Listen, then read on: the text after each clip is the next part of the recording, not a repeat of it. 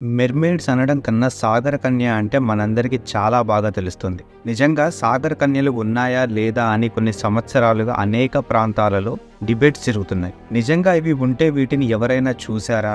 ఇవి ఏ ప్రాంతంలో ఎక్కువగా జీవిస్తాయి లేదా కనిపిస్తాయి? ఈ ప్రశ్నలు చాలా మందికి వస్తాయి. ఈ ప్రశ్నలన్నిటికీ సమాధానంగా ఇప్పటి వరకు జరిగిన, చూసిన, విన్న కథల ఆధారంగా, అలాగే మన పురాణాలు ఇంకా ఇతిహాసాలలో వివరించిన విధంగా, అందులోనూ అతి ముఖ్యమైన శ్రీ మహావిష్ణువు మత్స్య అవతారం ఆధారంగా ఈ సాగర కన్యలు అదే మెర్మెయిడ్స్ గురించి తెలుసుకుందాం. ఈ మెర్మెయిడ్స్ రెండు రకాలుగా ఉంటాయి, మగ మెర్మెయిడ్స్ ఇంకా ఆడ మెర్మెయిడ్స్. వీటి గురించి వివరంగా తెలుసుకుందాం. ఈ వీడియోని ఎక్కడా స్కిప్ చేయకుండా పూర్తిగా చూడండి, అప్పుడే వీటి గురించి మనకి పూర్తిగా తెలుస్తుంది. ఇంకా లేట్ చేయకుండా వీడియోలోకి వెళ్దాము. Hello all, welcome to Telugu mysteries. Christopher Columbus ఎన్నో ప్రపంచ యాత్రలు చేశాడు. తానే అమెరికాని కూడా కనుక్కున్నాడు. ఇతను ప్రపంచ యాత్రలు చేస్తున్న సమయంలో ఒకసారి మెర్మెయిడ్స్ ని చూశాడు.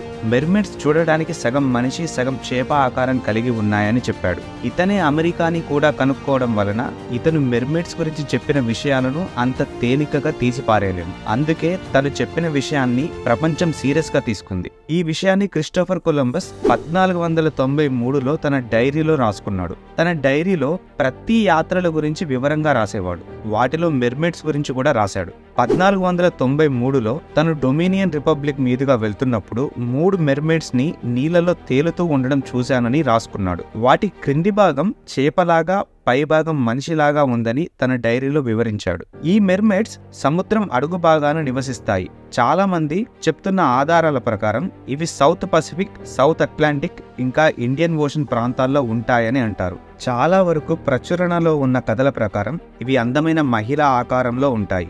ఇవి నీటిలోని రాళ్లపై పడుకుంటాయి, నీటిలో వాటి ప్రతిబింబంని చూసుకుంటాయి. ఇవి ఎంతో వేగంగా ఈదగలవు. ఈ మెర్మెయిడ్స్ అంత సులువుగా ఎవరికి కనిపించవు. నిజానికి ఇవి కనిపించడం చాలా రేర్. లక్ కూడా ఉండాలి వీటిని చూడాలంటే. కొన్ని కథల ప్రకారం వీటిలో మగవి ఇంకా స్త్రీవి కూడా ఉంటాయి. వీటిని మెర్మెన్ అని అంటారు. ఇవి రాక్షసుడిలాగా చిత్రించబడ్డాయి. ఈ మెర్మెయిడ్స్ పైన ఎన్నో సినిమాలు కూడా తీశారు. అయితే వీటిలో కొన్ని కల్పిత కథలు, కొన్ని నిజంగా జరిగిన సంఘటనల ఆధారంగా తీశారు. మన తెలుగులోనూ ఒక సినిమా తీశారు. చరిత్రలో కొలంబస్ మాత్రమే కాదు, ఇంకా చాలా వ్యక్తులు వీటిని చూశారు. కొలంబస్ కంటే ముందే 1423లో నెదర్లాండ్స్ లో వచ్చిన తుఫాను వల్ల ఒక నగరం మొత్తం నాశనమైంది. ఈ సంఘటన వల్ల కొన్ని సముద్ర జీవులు మరణించి తీరానికి కొట్టుకు వచ్చాయి. అక్కడి ప్రజలు వీటిని చూస్తున్నప్పుడు కొన్ని వింత జీవులు వీరికి కనిపించాయి. అందులో మెర్మెయిడ్స్ కూడా ఉన్నాయి. అక్కడి ప్రజలంతా వీటిని చూసి ఆశ్చర్యపోయారు. వీటి ఆకారం చూసి కాస్త భయం, అలాగే కాస్త ఆశ్చర్యపోయారు. ప్రజలు వీటిని చూసే సమయానికి ఇవి మరణించి ఉన్నాయి. అలల వేగం కారణంగా అక్కడి రాళ్లకి ఇవి కొట్టుకొని బాగా గాయపడి వీటి శరీరం మొత్తం చిద్రమైపోయింది.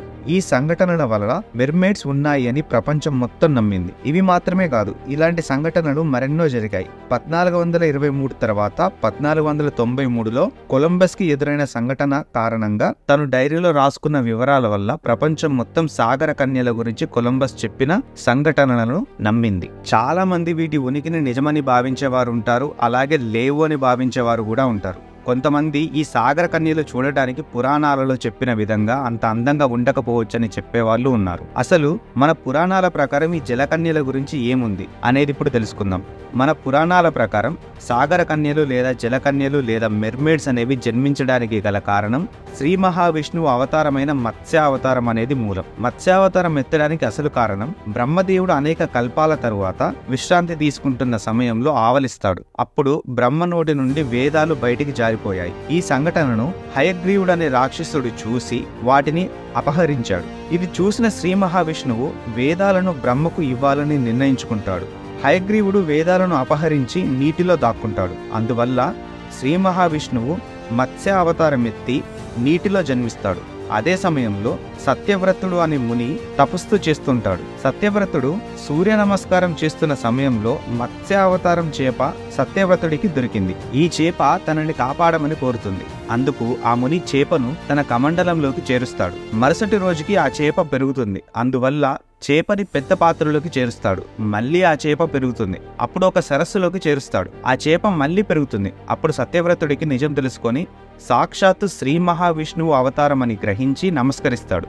ఆ చేప సత్యవ్రతుడికి సరిగ్గా 7 రోజులకి ప్రళయం వస్తుంది. అందువల్ల అన్ని జంతువులలో ఒక జంటను తీసుకువచ్చి తాను పంపించే ఓడలో ఎక్కించమని చెప్తాడు. ఈలోపు ఆ చేప నీటిలోనికి ప్రవేశించి నీటి అడుగున దాగి ఉన్న హయగ్రీవుడిని సంహరించి వేదాలను కాపాడుతుంది. ఆ తరువాత సత్యవ్రతుడు సరిగ్గా 7వ రోజున అన్ని జంతువుల జంటలను ఓడ ఎక్కిస్తాడు. అప్పుడు చేప తన కొమ్ముకు ఓడకు తాడును కట్టమని చెప్పి ప్రళయం సమయంలో ఆ ఓడకు ఎలాంటి ప్రమాదం జరగకుండా కాపాడుతుంది. అలా ప్రళయం తర్వాత తిరిగి సృష్టిని ప్రారంభించడానికి సహాయపడుతుంది. ఈ 2 కారణాల వల్ల మత్స్యావతారం ఏర్పడుతుంది. ఆ తర్వాత ఈ చేప వల్ల సాగర కన్యలు మెర్మేడ్స్ ఏర్పడ్డాయని మన హిందూ మైథాలజీ ప్రకారం చెప్తారు. మనకు బాగా తెలిసిన కథల ప్రకారం అయితే మెర్మేడ్స్ ఏర్పడడానికి మత్స్యావతారం కారణమని మనం ఎక్కువగా నమ్ముతాం. కానీ వేరే దేశాలలో వారి మైథాలజీ ప్రకారం ఈ మత్స్యావతారం కథ వేరే విధంగా ఉంటుంది. సో మెర్మేడ్స్ గురించి మైథాలజీ స్టోరీస్ మాత్రమే కాకుండా వేరే రియల్ ఇన్సిడెంట్స్ కూడా ఉన్నాయి.